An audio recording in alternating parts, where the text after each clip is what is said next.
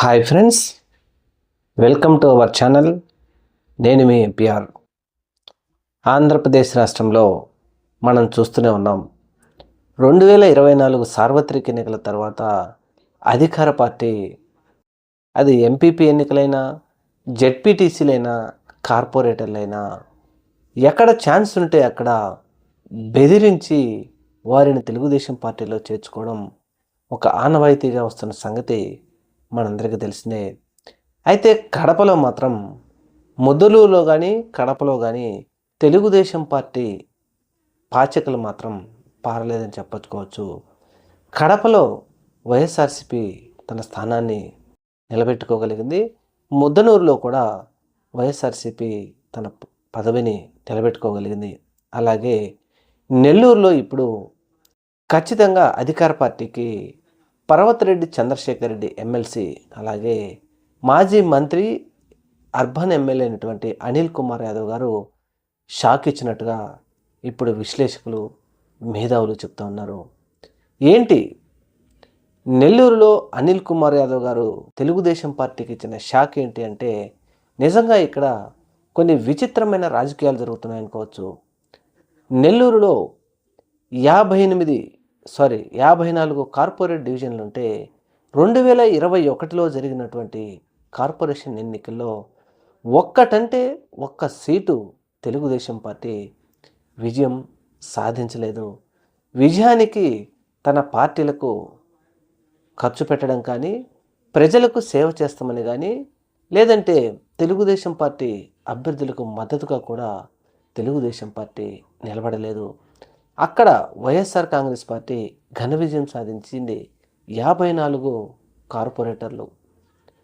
ఇక్కడ ముఖ్యంగా తెలుగుదేశం పార్టీ 2024లో విజయం సాధించి నారాయణ గారు మంత్రి అయిన తర్వాత నెల్లూరులో ముఖ్యంగా మున్సిపల్ చైర్మన్ పదవిని ఎలాగైనా దించేసి తెలుగుదేశం పార్టీ కైవసం చేసుకోవాలని చెప్పేసి అనేక ఎత్తులు వేస్తూనే ఉన్నారు. వైఎస్ఆర్ కాంగ్రెస్ పార్టీ పదవి మీద, లేకపోతే గుర్తు మీద, జగన్మోహన్ రెడ్డి గారి చరిష్మా మీద గెలిచినటువంటి 54 మంది కార్పొరేటర్లలో 40కి మంది పైగా తెలుగుదేశం పార్టీ తన పార్టీలోకి లాగేసుకున్నది. అయినప్పటికీ వైఎస్ఆర్ కాంగ్రెస్ పార్టీ బెదరలేదు. అక్కడ కమిషనర్ మీద అనేక విధమైనటువంటి నిందలేసి, కమిషనర్ గారి భర్త తప్పు చేస్తున్నాడని చెప్పేసి అవిశ్వాస తీర్మానం ఈ నెల 18న ప్రవేశపెట్టింది. అయితే ఇక్కడ తెలుగుదేశం పార్టీ పూర్తిగా భయపడిపోయిందని ఎందుకని చెప్పాలంటే, నెల్లూరులో ఒక్క సీటు కూడా, ఒక కార్పొరేటర్ కూడా లేనటువంటి తెలుగుదేశం పార్టీ ఇప్పుడు ముఖ్యంగా 44 మంది ఉన్నారని చెప్పుకుంటా ఉంటే, అందులో తిరిగి మళ్ళా 5 కూడా వచ్చేసి జగన్మోహన్ రెడ్డి గారి సమక్షంలో వైఎస్ఆర్సీపీ పార్టీలో చేరిపోయారు. జగన్మోహన్ రెడ్డి గారి సమక్షంలో కండువా కప్పుకొని తిరిగి వారి పార్టీలో నుంచి ఈ పార్టీలోకి వచ్చిన క్షణం, బయటికి వచ్చిన అమ్మడే పోలీసులు ఒక కార్పొరేటర్ని కిడ్నాప్ చేశారు. ఒక కార్పొరేటర్ కుమారుడిని గారిని కూడా కిడ్నాప్ అంటే వారిని పోలీసులు అరెస్ట్ చేసి తీసుకెళ్లారని చెప్పొచ్చు. ఇక్కడ ముఖ్యంగా పోలీసులు చెబుతున్నది ఏంటంటే, ఈ కార్పొరేటర్ కబ్జాలు చేశారు అని. మరి నిన్నటి వరకు ఇతని మీద కేసున్న సంగతి గుర్తుకు రాలేదా? జగన్మోహన్ రెడ్డి గారి సమక్షంలో తన పార్టీలో నుంచి బయటకు వచ్చి తిరిగి మరలా తప్పు తెలుసుకొని తన సొంత పార్టీలోకి చేరితే ఇప్పుడు ఈ కేసు గుర్తుకొచ్చిందని చెప్పేసి నెల్లూరులో అనిల్ కుమార్ యాదవ్ గారు పెద్ద ఎత్తున పోలీస్ స్టేషన్ ముందు ధర్నా చేశారు. ఇక్కడ ఎన్ని విషయాలు ఏం మాట్లాడుకున్నప్పటికీ ఈ 37-38 మంది వైఎస్ఆర్ కాంగ్రెస్ పార్టీ గుర్తు మీద గెలిచినటువంటి వారిని క్యాంపు రాజకీయాలకు తీసుకెళ్లారంటే తెలుగుదేశం పార్టీ ఏ విధంగా భయపడుతుంది?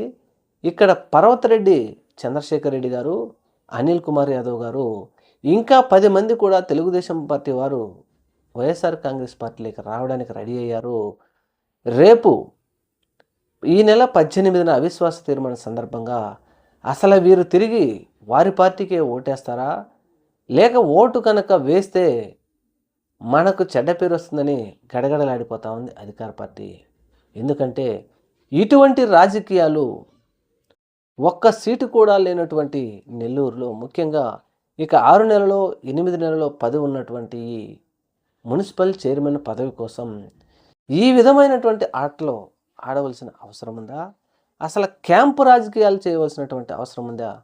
క్యాంపు రాజకీయాలకు తన కార్పొరేటర్లను గోవాకో ఇంకొకటికో పంపించారంటే ఇక్కడ వైఎస్ఆర్సీపీ నాయకులు 100కు 100% విజయం సాధించినట్టే అని చెప్పేసి మేధావులు, విశ్లేషకులు చెప్తా ఉన్నారు.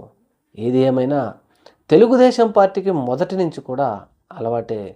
ఒక పార్టీ గుర్తు మీద గెలిచిన వారిని వారి పార్టీకి లాగేసుకోవడం, వారి పార్టీలోకి లాగేసుకుని మంత్రి పదవులు ఇవ్వడం అలవాటే. కాబట్టి కార్పొరేటర్లు కొత్తమీ కాదు అని చెప్పేసి మేధావులు చెప్తా ఉన్నారు.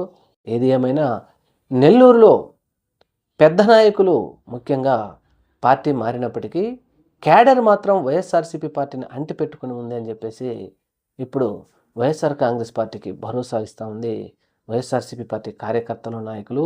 ఇదే భరోసాతో పర్వతిరెడ్డి చంద్రశేఖర్ రెడ్డి గారు, అలాగే అనిల్ కుమార్ యాదవ్ గారు విజయం సాధించారు అని చెప్పేసి చెప్తా ఉన్నారు.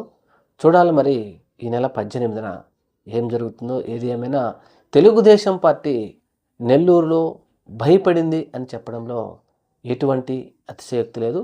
Thank you. మన ఛానల్ని తప్పకుండా సబ్స్క్రైబ్ చేయండి. నమస్తే.